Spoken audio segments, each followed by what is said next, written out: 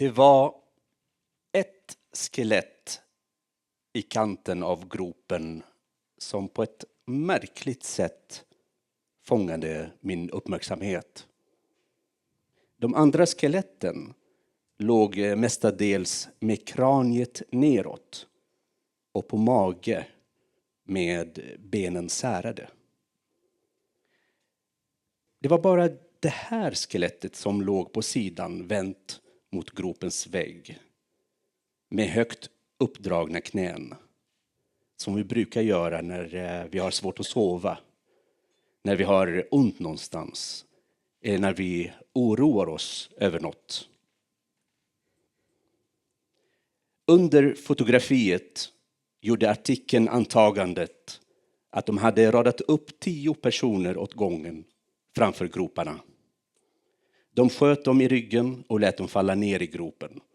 Och sen upprepade de det hela genom att rada upp nästa omgång. Anledningen till att bara det skelettet låg i en annan ställning, tänkte jag, var antagligen för att personen fortfarande varit vid liv när de fyllde gropen med jord. Och till varför det bara var det skelettet som hade gummiskorna ordentligt på fötterna. Med tanke på inte bara skornas storlek utan även skelettets var det antagligen en kvinna. Eller om det var en man. En pojke i tonåren. Utan att tänka på det vek jag ihop tidningen och stoppade den i ryggsäcken. När jag kom hem och packade upp klippte jag ut fotografiet och lade det i skrivbordslådan. Fotografiet var för hemskt för att ta fram och titta på när det var mörkt. Så det var bara på eftermiddagen, när det var som ljusast, som jag öppnade lådan och tittade ner på kortet innan jag stängde lådan igen. Fram emot vintern började jag också ligga på sidan under skrivbordet med uppdragna knän. Som om jag härmade skelettet på fotografiet. Det underliga var att när jag gjorde så kändes det plötsligt som om temperaturen i rummet steg.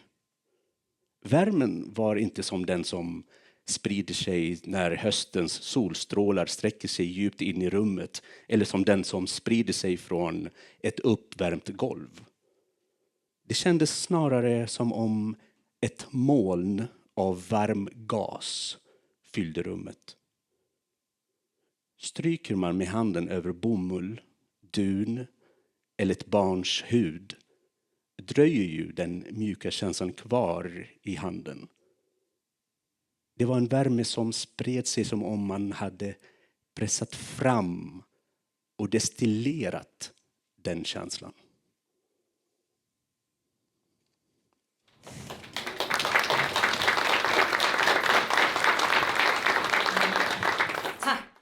Tack Isa Awifia som läste så fint för oss och varmt välkomna hit till Nobelprismuseet. Jag heter Karin Claesson och vi ska ikväll prata om huvudpersonen, det vill säga årets Nobelpristagare i litteratur. Tillkännagivet för några ynkliga timmar sedan, så att det är rykande färskt för de flesta av oss. Inte för er, det kommer vi till, men för mig. Det som vi just nu hörde, det är taget ur boken Jag tar inte farväl. Och huvudpersonen, författaren, är som vi nu vet författaren Han Kang. Och med oss ikväll, förutom Isa som kommer att återkomma och läsa, så har vi ytterligare 2 eminenta gäster. Vi är så glada att kunna presentera en varm applåd för Ellen Mattsson och för Anna-Karin Palm. Ni är båda 2 författare och sen är ni också med i Svenska Akademin och har varit med och beslutat att Han Kang ska få priset i år. Det är ju en händelserik vecka detta och idag var det litteraturprisets var det tur kan man säga. Och Mats Malm, ständig sekreterare, klockan 1 meddelade att då Han Kan från Sydkorea är årets pristagare. Hur har dagen sett ut? Ellen, du är lite rutinerad i det här nu. Börjar du känna att det här kör man på rutin? Nej, men alltså, det har faktiskt alltid varit så att den här dagen har på något sätt trotsat naturlagarna. Jag ska säga att man har liksom inbokat saker hela tiden. Från det att tillkännagivandet kommer så är det saker och intervjuer och sådana saker. Men det är så roligt så att man på något sätt går på den här energin. Att en dag om året så får litteraturen stå i centrum på ett sätt som man önskar att den gjorde fler dagar naturligtvis. Men just idag så är hela världens ögon riktad mot litteraturen. Och det ger en ju energi på ett sätt som gör att man håller. Förhoppningsvis ända fram till kvällen. Vi är glada att ni är här. Ja, jag ska försöka. Ja, och Anna-Karin, det är ju första året för dig. Ja, och det har ju varit lite av en rivstart eftersom jag då hamnade rakt in i Nobelkommittén. Och Ellen Mattsson sitter ju också i Nobelkommittén. Och idag kastades jag till vargarna direkt, höll jag på att säga. Nej, men jag var med och tog intervjuer på golvet med de utländska journalisterna.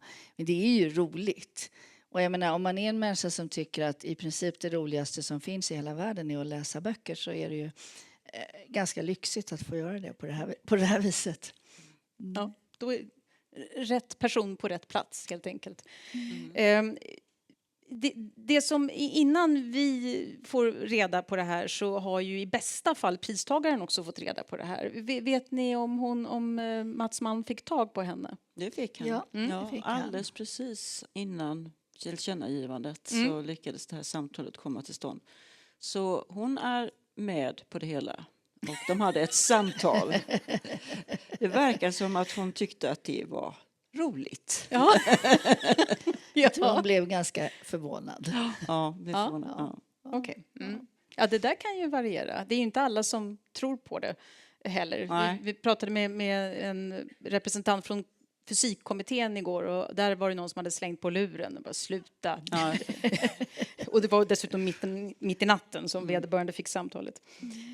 Hur ser er, nu förstår jag att ni har läst det här författarskapet intensivt under den här perioden för att sätta er in i det och bedöma det hela.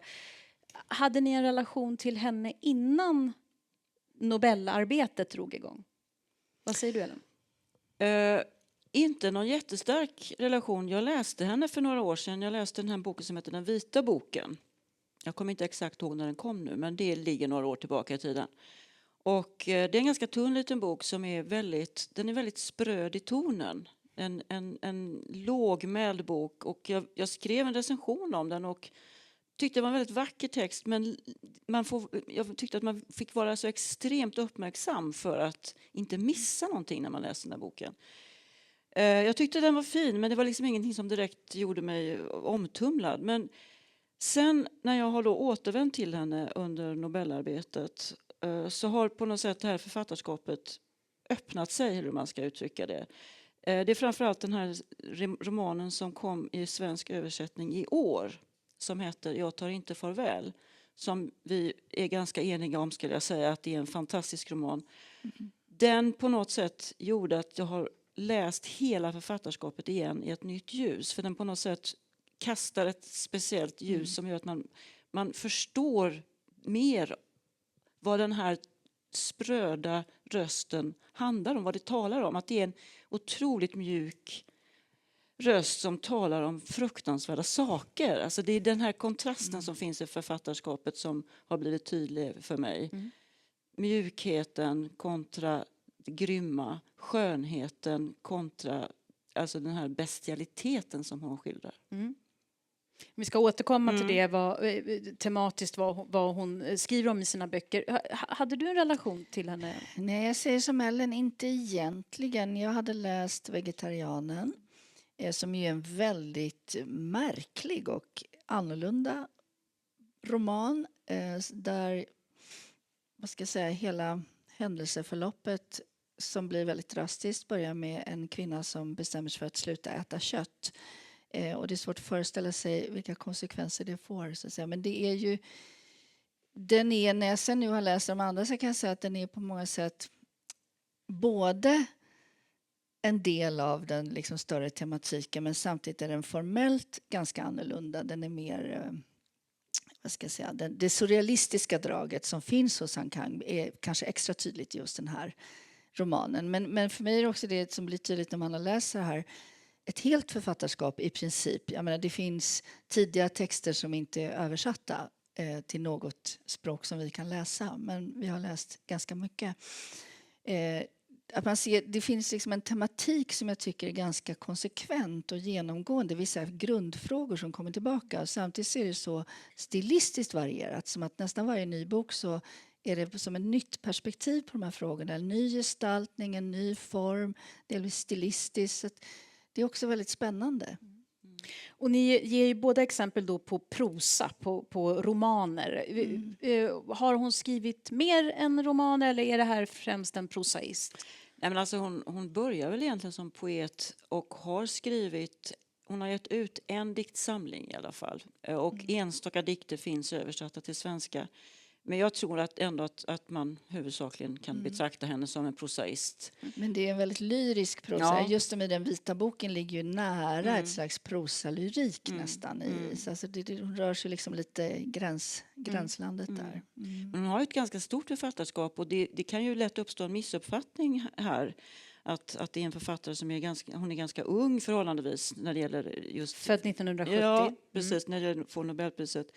Och att hon inte har skrivit så mycket. Men det är det att vi har den här barriären när det gäller översättningar. Och den är högre när det gäller vissa språk än andra. Det är en ganska lång väg för en koreansk författare att bli översatt till svenska.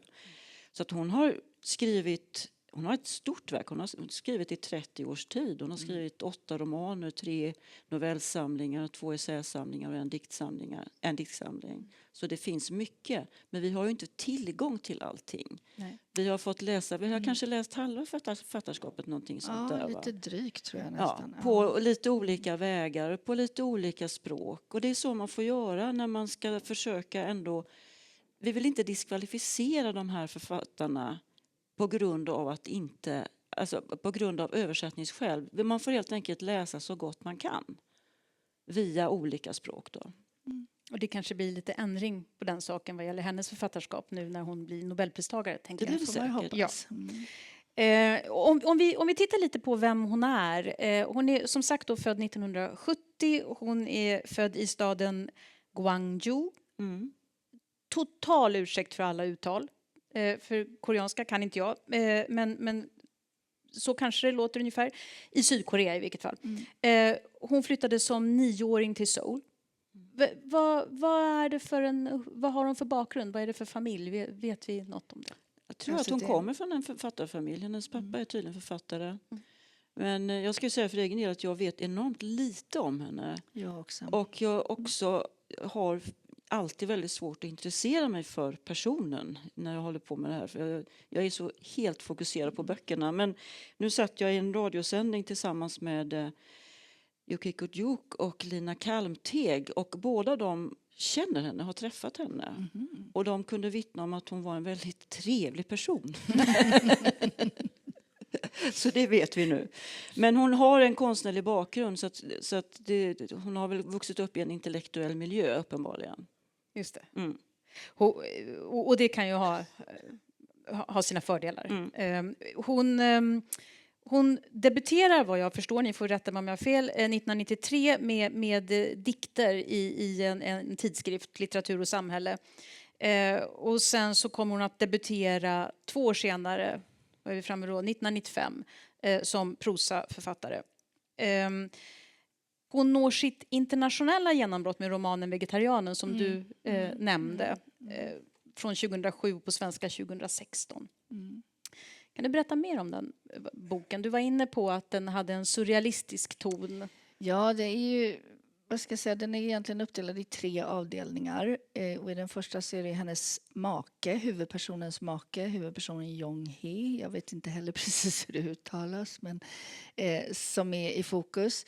I den andra delen är det hennes svåger och i den tredje delen hennes syster. Och själv är hon liksom inte, hennes perspektiv blir bara indirekt då återgett genom de andra. Och det är väl egentligen de olika reaktionerna i den första delen, där man kan säga lite kortfattat då att hennes make skiljer sig till slut från henne för att hon har blivit konstig, därför att hon inte vill äta kött och börjar ta avstånd från olika saker. Det finns en väldigt, väldigt brutal scen i den här första delen av boken där det är en familjemiddag och där hennes pappa försöker tvångsmata henne med en köttbit.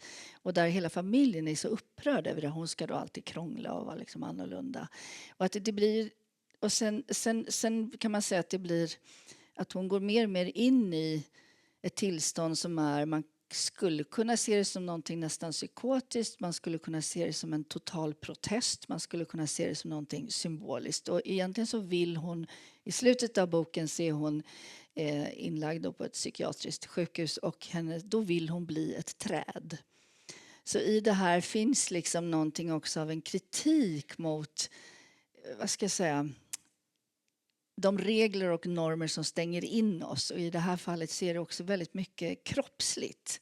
Och det är intressant, för det är också ett drag som är ganska genomgående hos den här författaren. Att det är kroppen är liksom alltid viktig och är alltid med. Och kroppen och själen hänger ihop på ibland ganska speciella vis. Så det finns naturligtvis, man kan ju läsa den här boken på väldigt många olika sätt. Men hon gör liksom inte, hon skriver inte läsaren på näsan, utan hon framställer de här ganska drastiska och ibland brutala skeendena i boken. Och sen får man göra sin egen tolkning. Jag tänker också på kött. Jag har ju inte läst boken, så jag kan vara helt ute och cykla. Men jag tänker också köttätandet som också en markör av att ett samhälle har nått någonstans. Alltså det finns en rikedom, det är en status. Man är inne i industrialismen, man har liksom, alla kan äta kött. Och att då förvägra eller vägra det. Det är absolut en aspekt som gör att hennes föräldrar har väldigt svårt att förstå det här handlingen. För de vet ju vad svält innebär och nu finns det mat. Och så vill hon inte äta. Liksom, hennes protest är mångfacetterad. Det är som Anna-Karin säger, det finns liksom inte en enkel sätt att tyda den här romanen. Man kan läsa den på olika sätt. Vad är hennes protest riktad mot? Är det en protest? Är det bara en reaktion? Hon kan kanske inte styra den här reaktionen. Jag läser som en längtan efter befrielse. Liksom bara bli fri från allting. Att uppgå i naturen, eller bli ett träd, att liksom bli en fågel, att bli vad som helst. Att liksom slippa bort från den tyngd och det arv som finns i kroppen. För att det finns ju också den här våldsam... Kvinnorollen också. Alltså tryckande normer. Men också den här våldsamma historien som hon... Alltså våldet finns runt omkring henne. Våldet finns också inne i henne själv. Alltså våldet är ett arv på något sätt. Så det finns så många sätt att tolka den här romanen som verkligen är väldigt mångbottnad. Och jag tycker hemskt mycket om den här romanen. Jag har läst den flera gånger och... Det finns inga enkla svar, men det är just det som är så fint med den. Att den leder vidare hela tiden. Och de olika människornas perspektiv, vi vet ju inte om de har rätt när de gör sina tolkningar. Den äldre systern som är den som på något sätt är den sansade rösten. Hon beskriver sin syster som galen, som sjuk och så vidare. Det kanske hon inte är egentligen. Så det är en mycket intressant roman. Till ett Nobelpris så tillkommer också en motivering. Och motiveringen för Han Kang, den är för hennes intensiva poetiska prosa som konfronterar historiens trauman och blottlägger människans sårbarhet. Och nu har vi ju verkligen varit inne på det här flera gånger, men vad är hennes teman? Vad är det för trauman som hon beskriver? Hon sällar sig ut till den stora grupp av författare då som kommer ur en historia där det finns starka historiska trauman. I hennes fall så skriver hon ju explicit om dem. Dels är det den förföljelse, alltså massakrer på civila som skedde i slutet av 40-talet. Där man jagade vänstersympatisörer som man uttryckte det, och liksom hela byar utplånades, människor mördades, kastades i massgravar. Det är det arv som finns och som liksom i första led, i andra led färgar människors liv, deformerar människors liv. Det är liksom ett minne som man bär med sig. Vare sig man är en gammal kvinna som 50 år senare fortfarande undrar vad hände med min bror. Eller om man är ett barn till den kvinnan och också har det här arvet via sin mamma. Men sen kommer hon också till den här som vi jag vet inte om vi har nämnt den, vi har pratat så mycket idag så jag vet slut inte vad man har sagt. Men det finns en roman som heter Levande och döda som vi kommer att få höra uppläsning ur senare. Och den handlar om en senare händelse, alltså det som kallas för Kwangju-upproret 1980. När civila demonstranter, unga människor, studenter som var ute på gatorna, hundratals sköts ner av armén och liksom en fullkomlig massaker. Och de här, det är ganska, det är liksom, hennes människor är på något sätt pressade mellan de här våldsamma arven och sen så finns det där till då ett samhälle som också trycker ihop människorna. Det blir en väldigt smal, ett litet trångt utrymme till sist att leva i. Och det är just det som hennes individer och kanske vegetarianen också är liksom, att man kämpar för att liksom få ett livsutrymme, att det här pressen ska lätta på något sätt. Va? Jo, jag tycker också att för i de tidigare verken så är det kanske inte lika tydligt för de här stora politiska historiska skeendena, även om det finns där alltid som du säger. Där kan det också handla om individuella öden som är på olika sätt bär på förluster och smärta och trauman.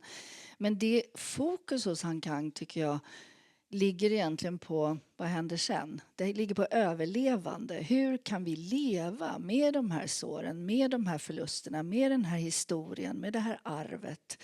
Och det gör att det finns en slags egendomlig, alltså nästan, det är för mycket att kalla det hopp, för det låter för liksom idylliskt, men det är någon slags envishet i att inte ge upp. Och att också vägra tystnadskulturen, vägra de här krafterna som säger nu ska vi inte tala om det här som hände 1980 utan alltså faktiskt bara borra sig ner där. Och om det så är liksom en personlig händelse som har utlöst ett trauma eller om det är ett trauma som har påverkat en hel befolkning, en hel nation, så är hon liksom där och borrar. För att se, men hur ska vi kunna leva med det här? Hur ska vi kunna fortsätta? Var finns det ett liv och någon slags värdighet som människa med det här bagaget? Liksom. Och det blir otroligt starkt faktiskt, väldigt berörande tycker jag. Men de borrar ju hela tiden i det mest smärtsamma, men hon blir ju aldrig bombastisk. Nej. Det är en författare som har ofta ett ganska vardagligt språk för att beskriva människors liv i det här efteråt som då är där man då kan, som Anna-Karin säger, man måste försöka hitta ett sätt att leva. Men möjligheten finns också att man faktiskt inte klarar det. Att man inte kan leva vidare. Om man till exempel har varit torterad i fängelset och sen kommer ut. Hur ska man kunna leva vidare med den här kroppen som bara har varit en källa till smärta och plåga? Det kanske man inte kan. Ofta är de personer hon skriver om, de är så svaga, de är så bräckliga, de är så sköra och ändå har den här förmågan att de hittar den kraften inom sig som gör att de kan fortsätta en bit till. Den här liksom lilla lågan, den flackar men den brinner vidare. Men man har också hela tiden känslan att rätt vad det är så slocknar den. För att det är faktiskt så svårt, det är så plågsamt att det är inte givet att det faktiskt går att leva med det. När ni berättar om det så jag kommer att tänka på Svetlana Alexievich, en annan Nobelpristagare som också ger röst åt människor som har varit tystade under lång tid. Och jag kommer också att tänka på, vi hade besök förra veckan av Elena Shemkova som är en representant för fredspristagaren och en organisation, Memorial, en rysk organisation. Som också arbetar med att, de arbetade initialt med att dokumentera trauman som hände under Sovjetregimen eller Sovjettiden. Och då har de fått människor att prata som aldrig tidigare har pratat. som har burit på sina trauman. Det verkar finnas ett släktskap här. Att man helt plötsligt så börjar man prata om någonting som generationer annars bär med sig. Men det har ju ett pris och det där är väldigt fint också, just den här boken Levande och döda. Och sen kommer ju några år senare Jag tar inte farväl. Som också, de här två är ju de böckerna som tydligast har den här historiskt dokumentära bakgrunden kan man säga. Men då börjar den senare boken med en beskrivning av hur berättaren, som liksom inte är Han Kang då, men ändå berättaren, är så in till döden trött, alltså kan nästan inte röra sig, är i sin lägenhet och det är värmebölja och det är så här, efter att ha skrivit min bok om massakern, står det bara. Så att det är också liksom, vad kostar det att göra det här? Det är liksom en människa som är så där precis på gränsen till att bara upphöra och ändå reser sig och fortsätter. Liksom. Nej, men det är också en sak som hon verkligen skildrar. Inte bara vad kostar det att leva vidare, utan vad kostar det att vara en av de människorna som absolut måste vittna om det här. Och Jag tar inte farväl, som vi nu pratar om, det handlar om två kvinnor som båda har tagit på sig det här att vittna om. Att liksom söka svaren i det förflutna, att titta på alla de här hemska fotografierna som vi hörde om tidigare. Att läsa alla klippen, att leta efter massgravarna, att intervjua de som överlevde.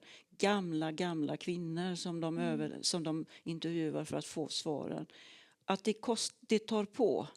Det kanske är så att priset är så tungt så att det finns inget liv kvar åt en själv längre. Och också det som ju också kommer fram i den här romanen, att den som håller på och gräver i de här frågorna kan vara en människa som är väldigt svår att leva med. Omgivningen orkar inte med en. Man blir ensam därför att familjen vill inte veta av alla de här mardrömmarna och alltihopa. Så det är ett väldigt högt pris. Vi kan väl lyssna, Isa, om du har lust att läsa lite. Och då är det ett stycke ur Levande och döda. Det är alltså då om den här, eller boken handlar om den här massakern som ägde rum 1980. Boken är från 2014, översattes till svenska 2016.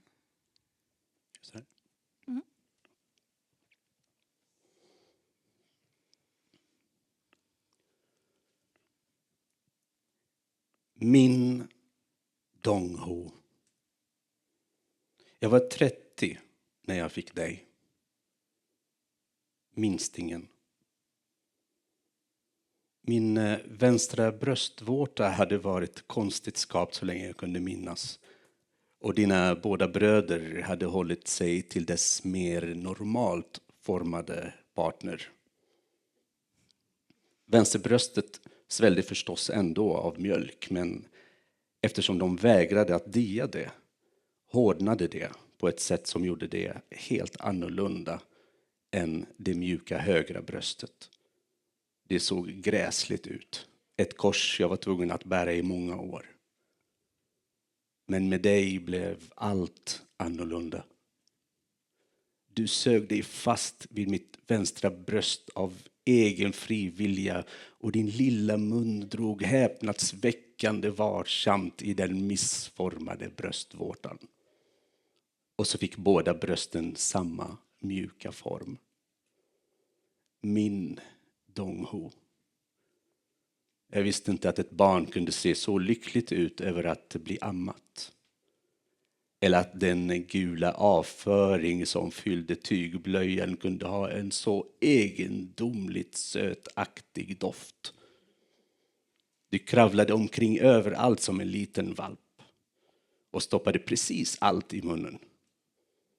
Sen var det den gången då du blev sjuk och svullnade upp i ansiktet, fick kramp och kräkte surmjölk över mitt bröst. När jag slutade amma dig sög du på tummen så ihärdigt att nageln blev tunn och genomskinlig som rispapper. Du tultade mot mig ett steg i taget medan jag klappade i händerna och ropade: ja, kom då, kom då! 7 kvillrande steg tills jag kunde sluta dig i min famn. Jag tycker inte om sommaren. Men jag tycker om sommarkvällar. Det var något du kläckte ur dig det år du fyllde 8. Jag tyckte om hur det lät och minns att jag tänkte för mig själv att du nog skulle bli poet. Alla varma sommarkvällar då ni pojkar satt ute på bänken på gården och delade en vattenmelon med er far. När de tunga slickade i sig de sötklibbiga resterna runt munnen. Jag klippte ut fotot från din elevlegitimation och la det i portmonnän. Det är alltid tomt i huset, dag som natt. Men ändå väntar jag till tidigt på morgonen då det inte finns minsta risk att någon ska titta förbi innan jag vecklar upp pappret som jag har slagit in det i och slätar ut ditt skrynklade ansikte.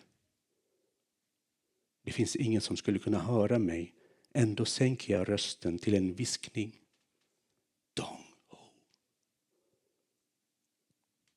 Sent på hösten när regnsäsongen är över och himlen är gnistrande klar stoppar jag portmonnän i västjackans innerficka och tar mig mödosamt ner till flodstranden med händerna på knäna. Jag traskar långsamt längs stigen där världen blommar i en orgie av färger och bromsar surrar över döda, hopringlade maskar. När du var 6-7 år, då dina bröder var i skolan och det var tyst i huset, var du redan innan klockan slagit 1 så uttråkad att du inte visste vad du skulle göra av dig själv. Så varje dag gick du och jag längs floden hela vägen till butiken för att hälsa på din far. Du tyckte inte om skuggiga platser där träden skymde solen. När jag ville gå där för att slippa ifrån hettan drog du mig i handen så hårt du kunde tillbaka till solskenet. Trots att ditt hår glimmade av svett och du flämtade så häftigt att det lät som om du hade ont. Vi går dit bort, mamma, där solen skiner. Det kan vi väl? Jag låtsades att du var för stark för mig och lät mig dras med. Det är soligt där borta, mamma.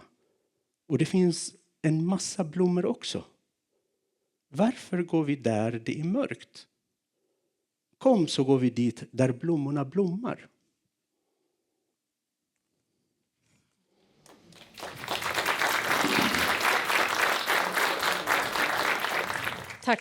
Tack Isa. Jag tänkte på Ellen, det du sa inledningsvis, sprödheten kontra det brutala. Det är verkligen ett exempel på det.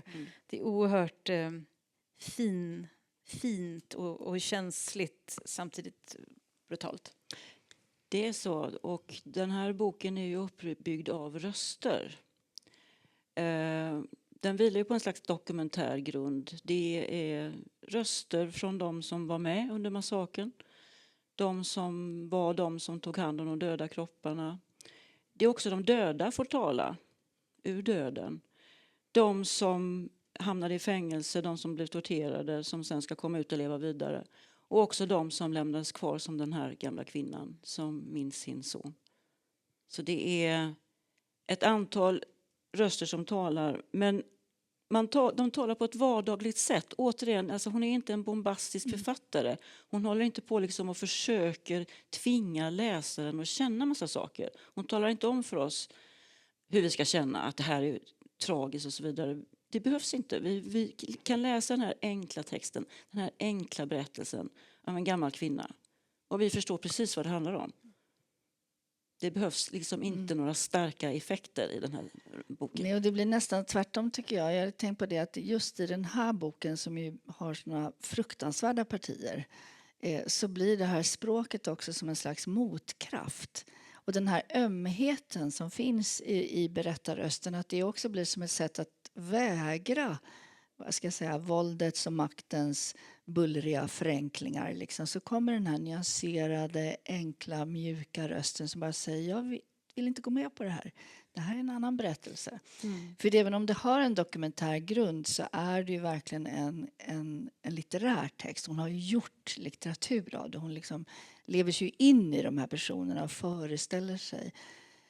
Det är också väldigt, väldigt speciellt med det här hur de döda. Det är framförallt en person, en ung man och en pojke, en student som har dödats. Och vars lik har slängts. Soldaterna slänger, det här är hemskt, liken liksom bara travar dem på varandra i hettan utanför någon barack. Och det är också i den här kulturen att begravningsritualerna är så otroligt viktiga. Att man får begrava sina döda för att själen ska liksom kunna få frid och gå vidare. Så det blir också så starkt när den här pojkens själ då driver omkring så att säga, och ser den här, sin egen kropp och de andras och ser sin vän som letar efter honom. Och hon kan göra det där så att det känns helt naturligt. Faktiskt. Eller Nej, hur? men precis. Och just det här med kroppen, det är ju så centralt i hennes verk. Ja. Den här sårbara kroppen som är så känslig för smärta och att just det här att man skändar kroppen. Soldaterna förvandlar människornas kroppar till någonting som bara plågar dem genom tortyren och sen kastas man bort som på en sophög. Men hela tiden finns också motkraften i den här boken. Här finns de som då arbetar med att ta hand om de döda kropparna, tvätta dem, lägga dem till rätta så att de anhöriga ska kunna komma och leta efter sina anhöriga. Här finns också de som tar hand om skadade och syr ihop såren och gör fina förband på människor som de vet snart kommer att dö. Att man är varsam med kroppen hela tiden. Och också det otroligt viktiga är att få lov att begrava sina döda, som Anna-Karin säger, att leta reda på kroppen. Många år senare, att få ta hand om kroppen, att få tvätta benen, att få polera benen, som den här sista handlingen mot den älskade som man har förlorat. Så att kroppen i alla dess stadier är verkligen så närvarande i den här boken. Om jag har förstått saken rätt så blev författaren kontaktad av ganska många människor efter den här boken som tackade henne och som ville berätta sin historia kring just massakern. Så det hade uppenbarligen också en kollektiv effekt som var väldigt reell. Skulle ni, inte etikettera, men liksom, hur politisk är hon eller hur kontroversiell, om hon nu är hon i Sydkorea? Jag ska inte säga att jag vet det riktigt faktiskt. Det är som Ellen sa tidigare, vi har varit så fokuserade på att bara läsa de här verken så vi har liksom inte sett så mycket på mottagande och jag så runt omkring. Men någonstans skymtade det förbi att jag tror just Levande och döda i alla fall, att den boken hade varit, inte förbjuden kanske, men i alla fall kritiserad. Någonting åt det hållet. Ja, borttagen från biblioteken. Ja, lite på så. den nivån. Precis. Ja. För 1980, det är inte så väldigt länge sedan. Så att man tänker att det också ligger så nära i tiden så att så många människor fortfarande har minnen. Både förövare och offer har ju liksom släktingar och minnen. Och det är klart att det blir. Men jag förstår att det blir viktig. Otroligt viktig. Nej, men alltså, hon är ju en politisk författare i den bemärkelsen att hon hela tiden utgår från historien. Men samtidigt, alltså det är en sån här fråga man skulle vilja svara både ja och nej på, fast det är svar jag avskyr. Liksom. Men hon är ju samtidigt så inriktad hela tiden på vad gör det här med människan, som den enskilda människan på något sätt. Va? Hon är inte så, hon beskriver ju inte politiska skeenden eller kollektiva rörelser, utan hon går hela tiden ner på i kroppen efteråt, människan, individen. Hon har ju inget politiskt program eller liksom någon sån, eller just det där bombastiska, utan det är just det här bara enskilda perspektivet på de stora händelserna, och det är kanske det som gör att det också blir så starkt, och tänker jag kan tala till människor också från helt andra kulturer och andra historiska erfarenheter. Och som sagt, i de tidigare böckerna så är det inte lika mycket historien, utan där är det mer väldigt svåra individuella liksom, trauman eller sorger. Men sen, nu har vi talat så väldigt mycket om det här med sorger och trauman, så tänkte jag skulle lyfta en aspekt som jag tycker väldigt mycket om och som är en positiv liksom, sida i hennes verk. Jag vet inte om du har tänkt på det, men att hon skriver så fint om vänskapen. Och att ofta är vänskapsrelationen, det är liksom där det finns i Han Kangs värld någon slags möjlighet att mötas och att lita på varandra och att ha en äkta gemenskap. Och att den romantiska och erotiska kärleken är liksom mycket mer utsatt och lite farlig och kan ofta leda till våld eller till olika typer av förtryck. Och jag kan tycka det att vänskap överhuvudtaget är ett lite litterärt styvmoderligt behandlat ämne där som alltid står i skuggan av de stora kärleksskildringarna. Så jag tycker det är så fint, och inte minst i den senaste boken Levande och döda, den skildringen av den vänskapen mellan de här två kvinnorna som är helt fantastisk faktiskt. Ja. Ja, men jag håller med om det. Det är överhuvudtaget en väldigt vacker skildring av två kvinnor som det nu råkar vara, men just hur berättaren iakttar sin väninna. Väninnan är ju liksom en passiv person.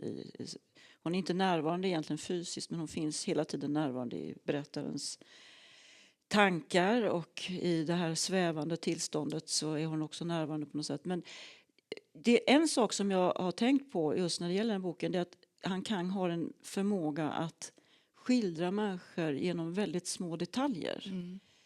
Hon är inte den typen av författare som gör stora psykologiskt djupgående porträtt på bredden och höjden och målar liksom många detaljer. Men hon kan verkligen fånga en människa i en liten detalj. Och till exempel så finns det i den här senaste boken då berättaren som då, hon tänker på sin vän. Och så hänger hennes kappa på väggen, eller på en galge. Och så tänker hon, det här är Insions gamla kappa. Hon hade den för 20 år sedan. Och sen när det blir kallt så sydde hon in en gammal kofta som foder i kappan. Och hon har fortfarande den här gamla kappan. Och det blir liksom en bild också av de här kvinnornas otroligt enkla tillvaro. Allt det här liksom livet som är reducerat bara till det absolut mest nödvändiga. Och hur allting är underkastat det här behovet, tvånget, uppdraget att söka sanningen om det förflutna. Och då det materiella får underordna sig. Livet blir så knappt på något sätt. Va? Man kokar te på några gamla frusna bär. Man äter någon gammal bit blöt tofu som man hittar längst in. Alltså allt det här är underordnat. Och alltså den här kappan som hänger där blir en sån tydlig bild för just detta. Man ser plötsligt hela Insions liv. Den här stora enkelheten.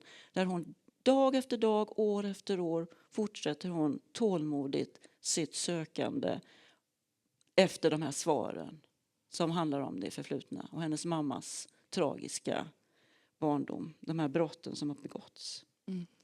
Så det finns så många sådana detaljer som är både geniala och otroligt gripande i sin stora enkelhet. Och just i den boken, den senaste, Jag tar inte farväl, där kommer ju också in det här lite drömska, overkliga draget. Där man faktiskt... Alltså berättelsen börjar med att berättaren då ger sig av. Hon får i uppdrag, hennes vän Incheon ligger på sjukhus. Hon är snickare men har råkat kapa av sina fingertoppar. Och det är också en sån här, alltså apropå kroppen, det är ju en helt otrolig skildring. För först besöker hon vännen på sjukhuset och de ska ju sy fast hennes fingertoppar. Och då måste en sjuksköterska sitta och, är det var 3:e minut eller en gång i minuten, sticka så att såren håller sig öppna. Så att nerverna kan läka ihop. Det får liksom inte börja... Så det är någonting så otroligt plågsamt i det här, väldigt, väldigt detaljerade. Och samtidigt är vännen väldigt saklig. Och så säger hon, du måste åka hem till mig för att hon har en burfågel som hon tycker oerhört mycket om. Och så den måste få mat och vatten, du måste åka dit. Och då måste alltså berätta en resa från fastlandet till den här ön Jeju. Som jag vet inte precis hur långt det är, men det är en ganska lång resa förstår man. Och när hon kommer fram dit så utbryter det, eller på vägen, enormt snö. väder, snöstorm. Så att den här bussen hon ska ta går knappt och det är liksom ingen sikt och allting blir mer och mer det här. Och snö är överhuvudtaget ett väldigt genomgående motiv hos Han Kang som dyker upp på olika sätt i nästan alla hennes böcker och alltid nästan har en stark betydelse. Och sen vistas berättaren i det här huset med den här fågeln som ju dör tyvärr och hon begraver den men sen är den liksom tillbaka igen.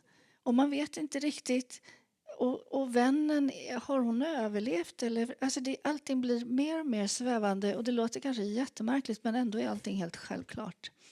Och samtidigt nystas den här historien upp om det förflutna via vännens mamma och hennes berättelse och deras gemensamma konstprojekt. Berättaren och Insion har länge pratat om att göra ett konstprojekt, en installation som på något sätt ska hedra offren för den här massakern. Så att allt det här vävs samman i den här egendomligt gåtfulla...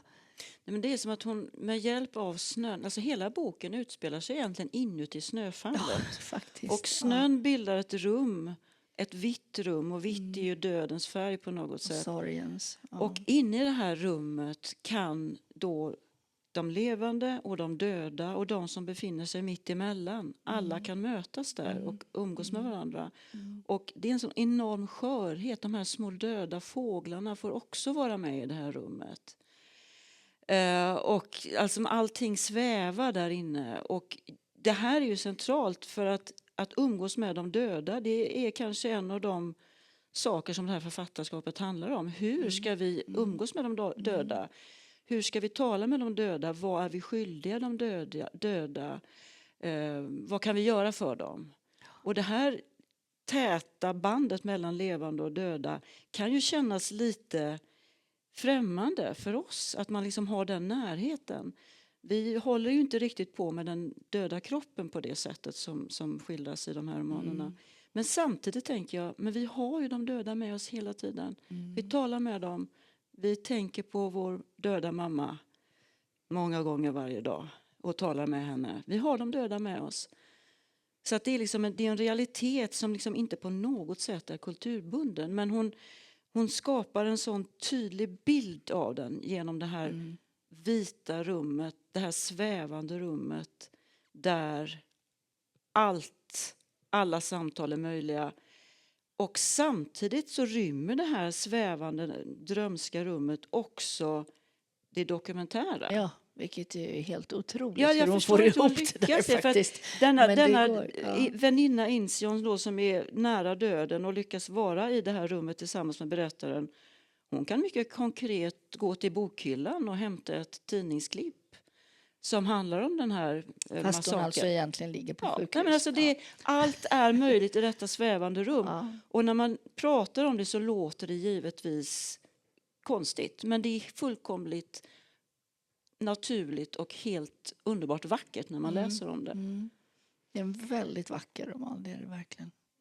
Du nämnde, Anne-Karin, i början att en av romanfigurerna i Vegetarianen, om jag minns rätt, vill bli ett träd. Och det finns ett konstprojekt utanför Oslo som Han Kang har varit delaktig i. Det är den norska konstnären Katie Patterson, om jag inte nu har fel. Men jag tror att jag förstått det rätt. Katie Patterson, hon har planterat träd. Och sen varje år så bidrar en författare med ett manuskript som man låser in. Och sen ska man ta ut de här manuskripten år 2114. Då är vi också döda. Ja. Och då ska den här lilla skogen skövlas. Och sen ska man trycka böckerna på det här, apropå träd. Oj. Och hon lär vara en av de författare som har bidragit med ett manuskript. Så att hennes sista bok är liksom redan skriven, om man säger så. Och hon, romanen Kära son, kära älskade, kom hon med invirad i ett vitt lakan. Apropå färgen vit. Just det. Då var det någon som frågade en, nu blir du odödlig. Och då sa hon, blir min text odödlig nu? Det är högst oklart. Vi har ju klimatkrisen och alla världens problem. Vem vet något om vår framtid? Jag skickade inte in mitt manus in i evigheten. Jag skickade ut det i osäkerheten. Fint. Vackert. Väldigt fint. Vi ska ta och avsluta med en liten text till, Isa, om du har lust att läsa. Och då är den ur Jag tar inte farväl. Och då handlar det återigen, det är alltså också en massaker som ligger till grund i den här romanen, men det är en massaker som ägde rum sent 40-tal, 48-49. Och Isa ska få sista ordet, så jag passar på att tacka er så innerligt mycket för att ni tog er tid den här hektiska, galna, fantastiska dagen att komma hit och berätta om det här författarskapet. Jag som inte har läst henne känner mig oerhört sugen på att göra det, och jag kan tänka mig att det är fler som gör det. En varm applåd till Ellen Mattsson och till Anna-Karin Palm. Tack. Tack. Och varsågod, Isa.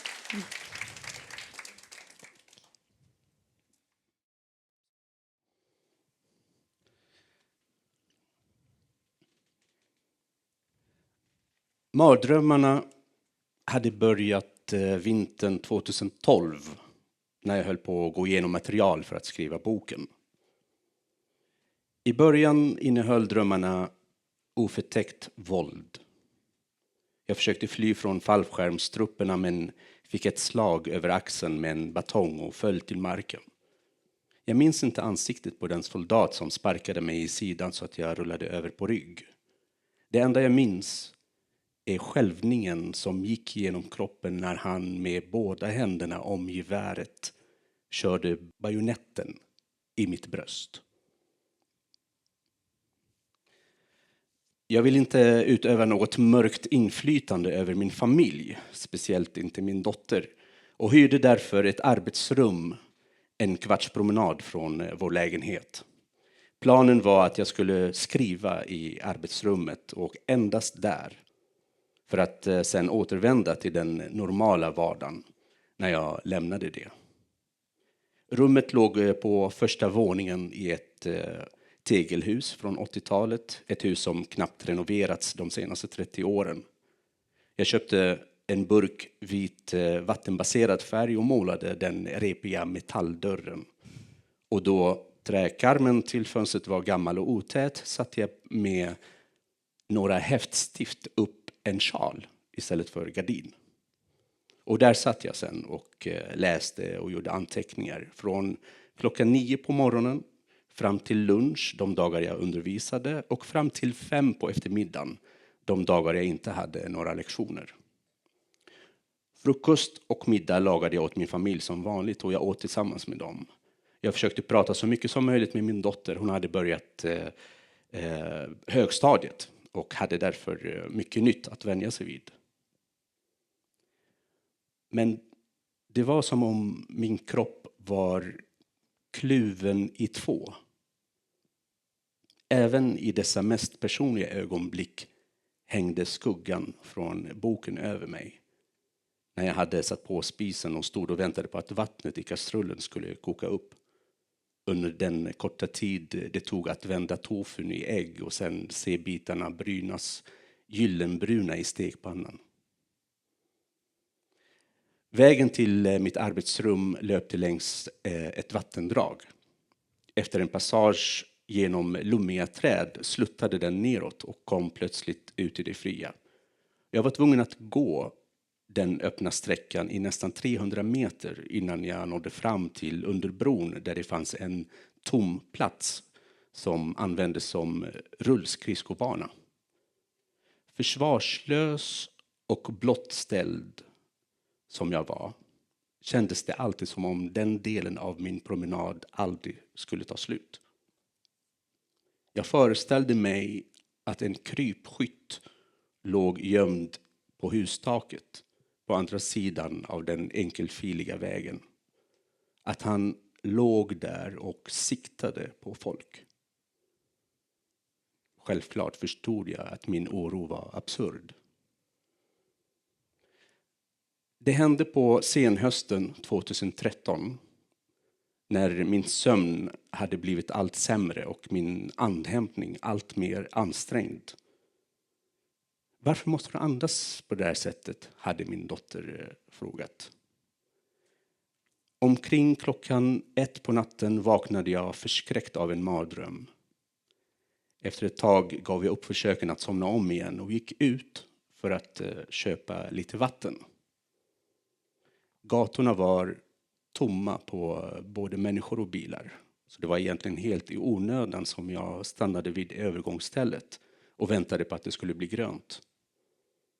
Jag stod och tittade frånvarande på den upplysta jourbutiken på andra sidan av den tvåfiliga väg som gick framför höghusområdet.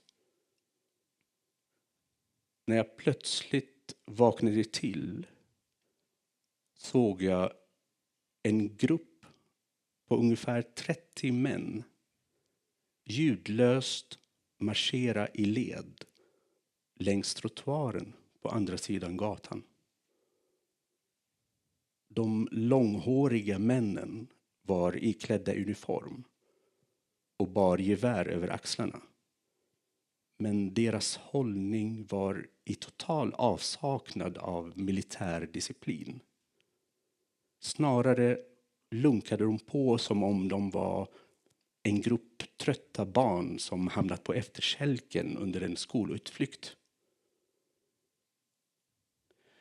Om man under en längre tid inte har kunnat sova djupt, om man är i ett skede av sitt liv då mardröm och verklighet blandas ihop och man konfronteras med en så absurd syn, är den första reaktionen att man tvivlar på sig själv. Ser jag verkligen det där? Är inte det här också en del av mardrömmen? Hur mycket kan jag lita på mina sinnen? Männen var insvepta i en djup tystnad, som om någon hade stängt av volymen. Och jag stod alldeles stilla och följde männen med blicken tills den sista av dem försvann runt hörnet i den mörka korsningen. Det var inte en dröm. Jag var inte det minsta trött. Jag hade inte druckit en droppe sprit. Men i den stunden kunde jag inte tro på vad jag hade sett.